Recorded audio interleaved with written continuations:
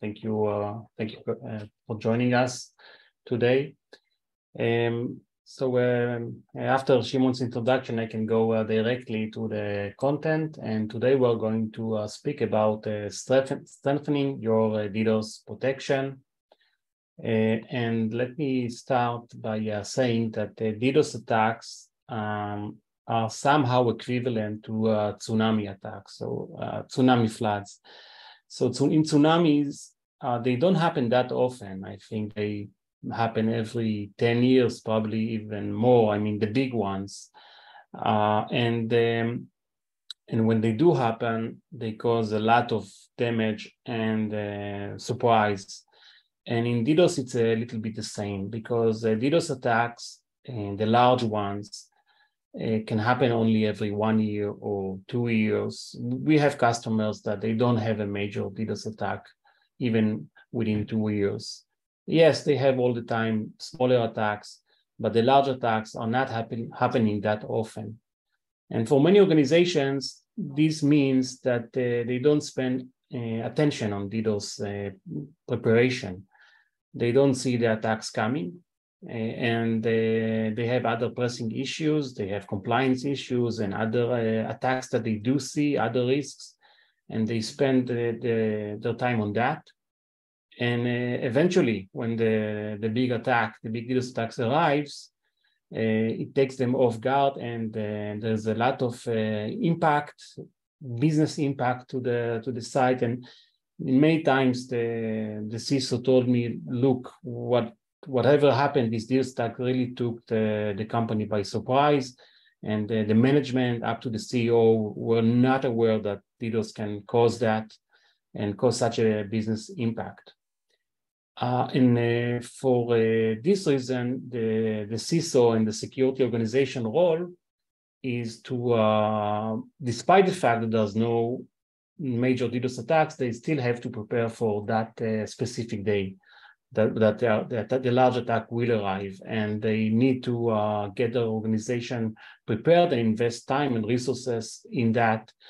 And this lecture is actually about how to do that and showing that it's not that difficult, and also showing that there are many low-hanging fruits that you can pick relatively easy. I don't want to tell you that everything is easy. There are some low-hanging fruits, some middle tree fruits, and I'm going to focus on the low-hanging fruits and the mid-tree fruits that you can and should pick in your DDoS journey. And specifically, I'm going to talk about 3 things: the importance of DDoS simulation. That's an easy one to convey. The second is how to maximize your DDoS protection using the existing technologies. You don't need to invest even a single dime just to use well what you have already acquired. And finally, how to prepare your IT for DDoS attacks. So those are the 3 topics for our lecture today. So topic number 1, the importance of DDoS testing. So let me tell you my opinion. DDoS protection without DDoS testing is like releasing software without doing QA. And honestly, you cannot buy typically 100K USD annually of DDoS equipment or DDoS technology. It all depends on the size of the organizations. For some, it's less. For some, it's much, much more. And you cannot buy that amount of technology and integrate it, spend time integrate it, and don't do even a single test annually, and in some cases don't do even a single test at all, and expect that that protection, that technology, to work well under the first severe attack. It's simply not realistic. And when you're not doing that, when you're not doing DDoS simulation, even as a QA process, you're actually waiting for the attackers actually to do the QA for you. But they will not do it on Sunday, 11 p.m. or other maintenance window that the company has, in which the risks of DDoS simulation can be reduced, and there are other ways to control the risk. So it will be completely safe attack, you're actually doing the QA courtesy of the attackers on Monday 10 a.m. or other peak business hours. And during those times, they are going to do the QA and find out that maybe one protection is enabled but is not properly tuned, another protection was not enabled at all, and another line of defense that you should have was not purchased yet, and you need to acquire that line of defense in the future. And you're going to find all of that during peak business hours, and the price will be outage and business impact, which is much, much higher than the preparation that should have been done before. So I hope that this convinces you to try and schedule a DDoS simulation attack.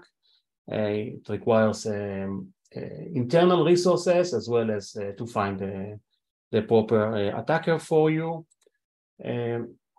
And also I have to say that when we do DDoS attacks, there is a difference between the perception of the organization and the reality. And so many organizations, they think that they are prepared well for DDoS attacks. And in our experience, at least, when we do the first attack, I'm not talking about the second and third attack, when the reality is understood much better. In the first attack, we show or demonstrate that there is a gap between what they think the DDoS protection is and what it is actually is. And using this DRS, this ruler here, DRS stands for DDoS Resiliency Score. It's an open source benchmark to measure how well organizations are prepared for DDoS attacks from 0 to 7. 0 means no protection at all. 7 means fully prepared, and it's a logarithmic scale. Each level is 10 times more advanced than the one before. So using this DRS, I would roughly say, and it's in average, it really depends on the organization, that many organizations, before they do the first DDoS simulation, they think that they are on 5. And when they do the DDoS simulation, they find out that they are at let's say 2.5 or something in this vicinity. And maybe actually the network protection was working well, but the application protection was not working at all. And for this reason, they cannot get a score higher than 2.5. And this understanding comes only in the DDoS simulation. The positive side about it is that, yes, there is a shock sometimes or surprise for the organization that is doing its first DDoS attack. But after that it harnessed the entire IT organization to start and take steps in mitigation. So DDoS simulation, even though it can show you that you're not well prepared, it shows everyone the same picture, and the IT organization and the management are now starting to draw action items on what needs to be done. So to summarize, tip number 1, perform DDoS simulation testing. I think I explained it well enough. Going to the second topic of this lecture, this is the largest part of my lecture today, is how to maximize your existing DDoS protection. And when we meet organizations and see that security configuration, the DDoS security configuration specifically, we find out that typically they have proper, and in most cases, very good mitigation technologies. They've already acquired very good mitigation technologies. But when we open the configuration to see what have they configured, we found out that it's in factory setting, or they have configured, let's say, 10 to 20% of what they should have configured in order to fully be prepared for DDoS attack. And these gaps means that they can relatively easy configure those protections that are missing or tune them well, as I will explain. And they don't need to invest even a single dime in doing that. They just need to invest the time. There is an effort in doing that, but no out-of-pocket money. And they have already spent quite a lot of money in buying this great protection. They just need to configure it well. And I'll give 4 examples, 4 technologies that are very important against DDoS attacks and should be configured. So the first one is rate limit. So for those of you who are unfamiliar with rate limit, in rate limit you can, for example, actually it's a very flexible tool, but for example, you can rate limit that a single user that is making a lot of requests will be limited to only 3 requests. Let's say the user is making 6 requests per second. It can also be per minute or per other time factor. It's very dynamic on how you can set the rate limit, but you can rate limit that any user cannot make more than 3 requests per second. That's a rate limit rule. It's very easy to configure it. I've taken a screenshot of a rate limit configuration from Cloudflare, but from other vendors, Imperva or Akamai or any other vendor, it's very easy. My point is that it's very easy to set the rate limit. You set the rate limit name, and then you choose, in this case, the URI path is used as the rate limit, and the value here, everything in the site, but you can narrow it down, and then you can take action. You can, for example, block it or challenge it, as we will see later on. Okay, so with rate limit, the point is to do rate limit tuning. And in many cases, when we open the configuration, we see that the rate limit is tuned too high. Let's give an example. The rate limit is set to not allowing more than 100 requests per second. That's obviously too high. Yes, it doesn't cause false positive to legitimate users, but when there will be an attack, the rate limit is not going to be effective. An attacker using a normal bot, even just having 1,000 bots, each one making 50 requests per second, can still cause impact to the site, and the rate limit is not effective. It's below the radar.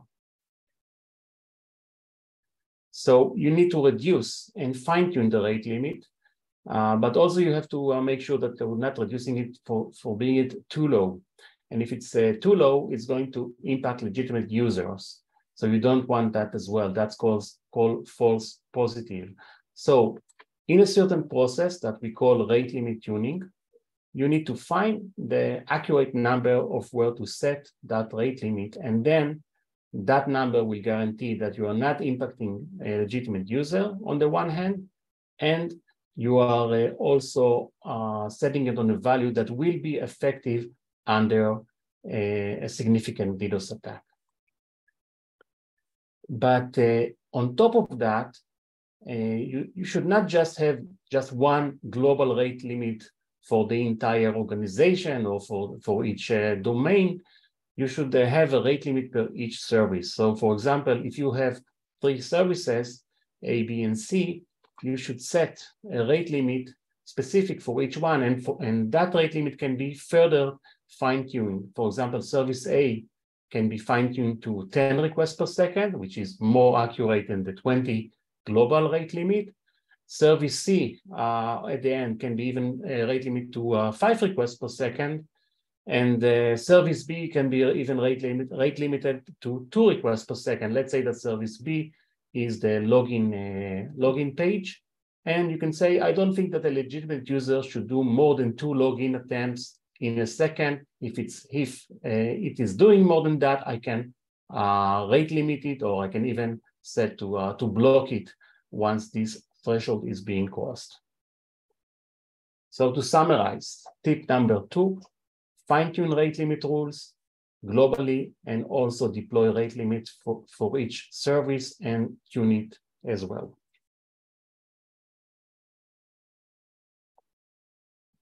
And the next protection after rate limit is web challenges.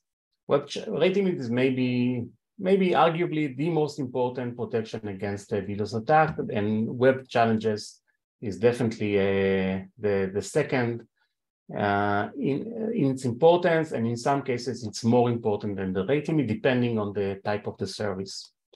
So web challenges, you probably have seen this image here, which is called the CAPTCHA. It's a test that you are familiar to test if you are a human or a bot coming to this service. You can see it during registration to a site, or every now and then. It's not common to have it all the time on the service that you are using. And it's essentially, it's good also against DDoS, because it can allow legitimate users that you want to go to the site, and it can block all the DDoS bots that are attacking you. They are all bots. They are unable to pass the challenge.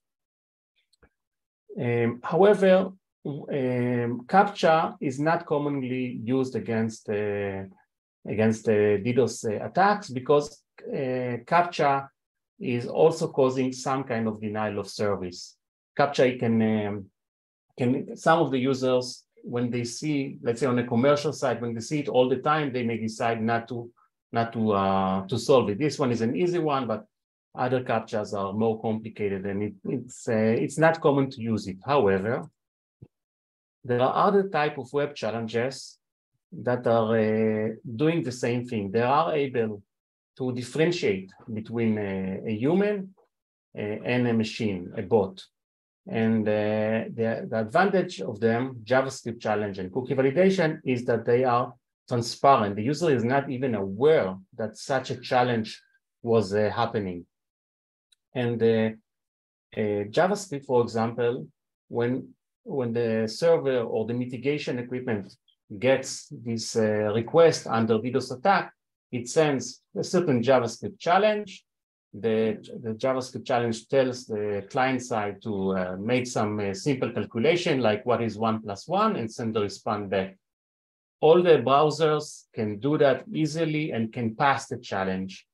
On the other hand, bots, DDoS bots, they are unable to do so. They are sending a lot of requests, but they are not listening at all to the response. Or even if they listen, they don't have JavaScript stack. They don't speak JavaScript.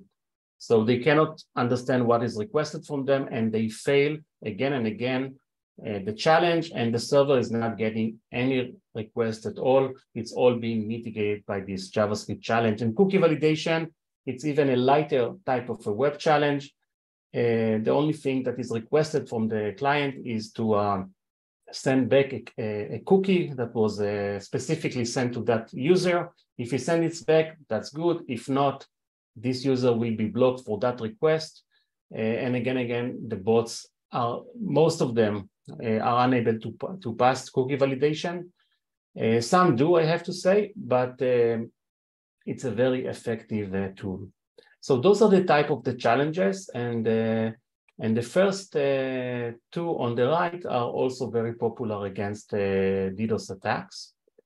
And your role as a security engineer is to deploy those challenges and also select the appropriate one for each site. So for service A, for example, you may decide to use JavaScript challenge because it's effective, it's not blocking legitimate users. But for service B, maybe for some reason JavaScript is not applicable.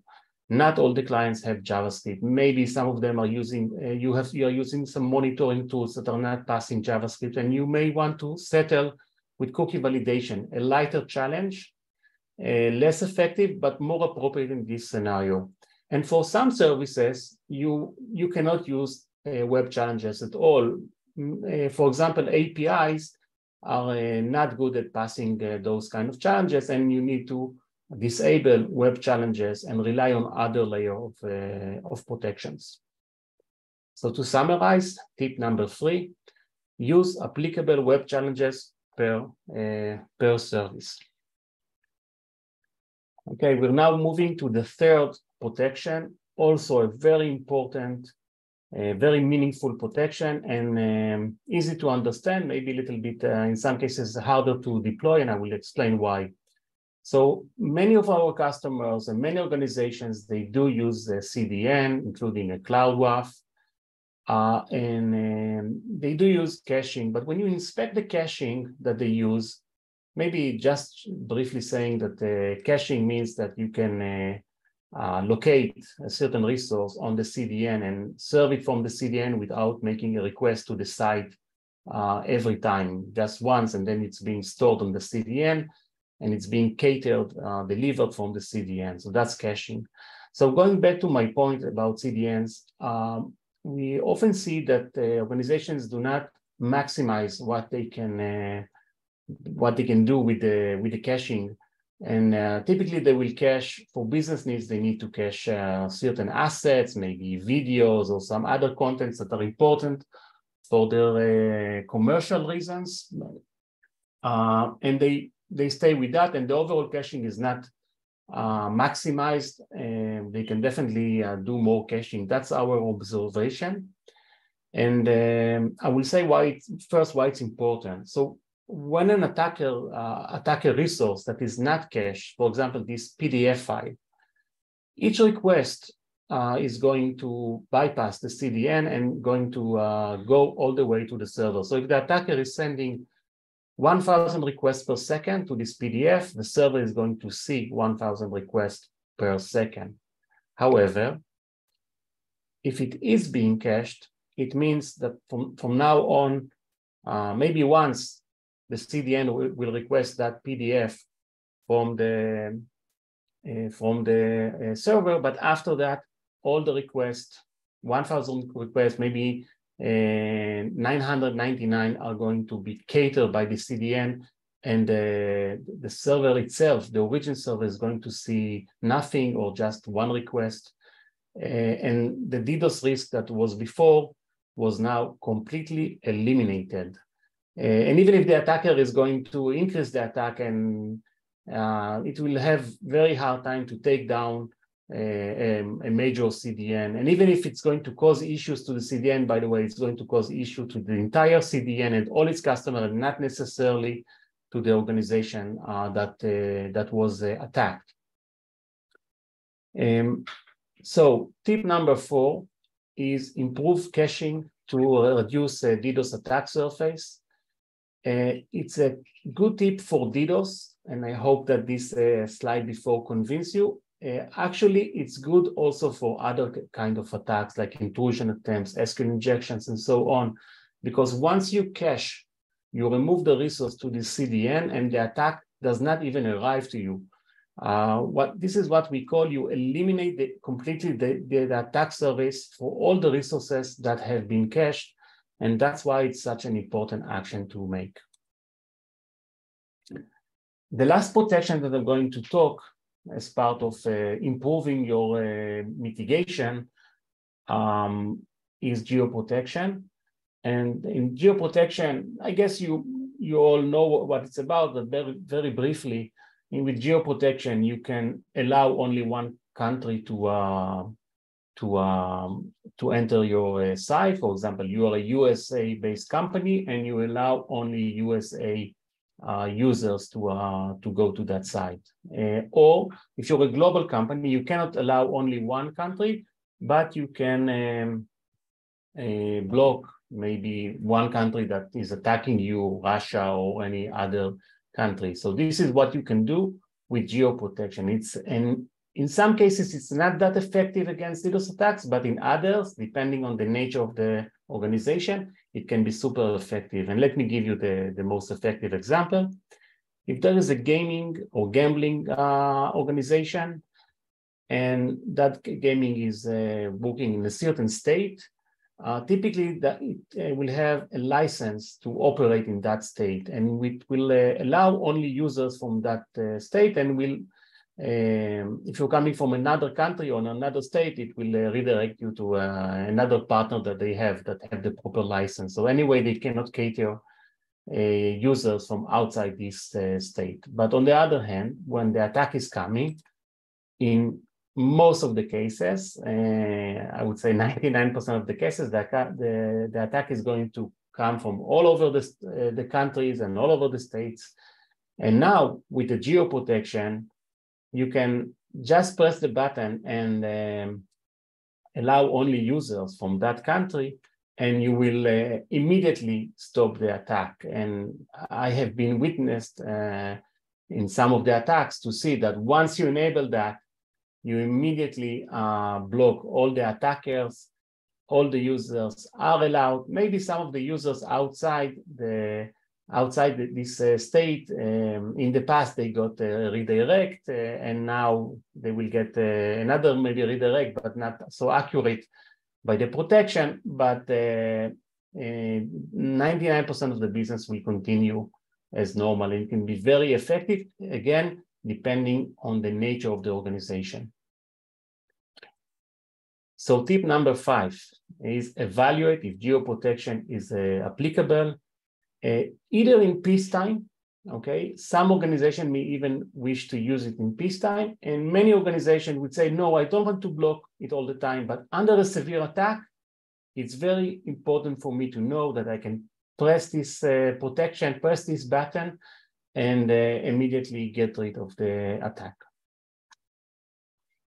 Okay, so we finished the major part of this lecture on how to maximize your protection by setting all the relevant modules or features. And the last part, which is going to be even shorter, is how to prepare your IT for a DDoS attack.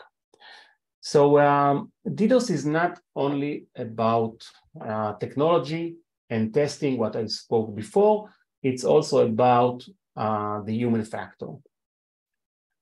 And I want to speak about two things, DDoS detection first, and then DDoS procedure. So in DDoS detection, let's say that you are seeing an attack. So one attack, and this is just an example to make things simpler, it can be the other way around. Let's say that there is a network attack, and the network attack is being detected by the router, which sends a message to the SOC NOC. There is a network attack, a DDoS attack, and the NOC SOC can respond well because he got a very good indication about what is happening. So that's very good. Yeah, DDoS attack is detected immediately in this case. But there can be another scenario where there is an application attack, and now the router is unable to detect an application attack. Application attack is typically not visible on a router from a router point of view. But don't worry, there are system monitoring tools that tell the SOC or the NOC that there is an outage. So there is an alert, and this time DDoS is detected only after investigation. So the SOC NOC is going to maybe invoke an IT, a system engineer, a DevOps, who is going to investigate why this outage happened. And after 1 hour or 2 hours, that engineer is going to tell, that's a DDoS attack, let's respond. But of course, here you lose some time because there wasn't a clear indication this is a DDoS attack. But at least it was mitigated eventually. Another scenario that can happen, and let's say a low and slow DDoS attack, and now there is no indication at all that something bad happened, and these things can happen. I witnessed them in my own eyes, that there was an attack at 2 a.m. and only in the morning when the entire IT staff came, they found out that something was not working well, and there was simply no detection for that. So this shows why DDoS detection is that important. So tip number 6 is map DDoS detection alerts and ensure you are fully covered. So I hope that you were able to see here that for the first case, there was a good DDoS detection. For the second case, there was detection, but it was not DDoS oriented, and you can somehow work on that and make it a DDoS alert. The DDoS alert should be application level attack. And for the third case, there was no alert at all, and you should find a way to set another DDoS detection for that. Okay, so the last section of my lecture is about DDoS procedures. So if you look and if you had the experience to see an IT team responding to a DDoS attack. So you can see that in the first attack, they did not respond that well. There was a lot of chaos and surprise.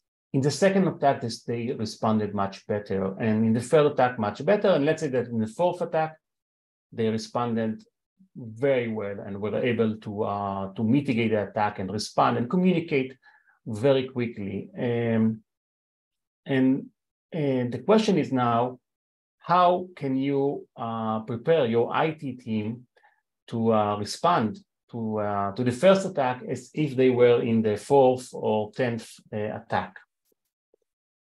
And to do so, we recommend 3 things. One is to have written procedures for DDoS scenarios for each relevant team, and try to write down what the SOC or the NOC and the security and the network and the managers have to do under DDoS attack. Just trying to write it down is going to improve your readiness. And then if you pass this information and train everyone on that, it will really be so meaningful. And then comes the second thing is the DDoS drills. You can train the team, train the IT using a tabletop, what we call dry training without any attack, or you can combine it with a real DDoS attacks where you actually measure how much time it takes for the SOC NOC to detect, how much time it takes for the security to respond. And this proactive activity is very, very fruitful and also interesting, if I may say, to the entire IT team to prepare in peacetime for DDoS response. And finally, DDoS education. You want to make sure that your security team knows what DDoS is about, understand the difference between network and application attacks, understand how mitigation technologies, and even the SOC or the NOC engineers, doesn't have to have the same kind of level, but it's still good that each one will know what DDoS is about, that they will get maybe 1 hour or 2 hours training of what is DDoS and how to respond to that.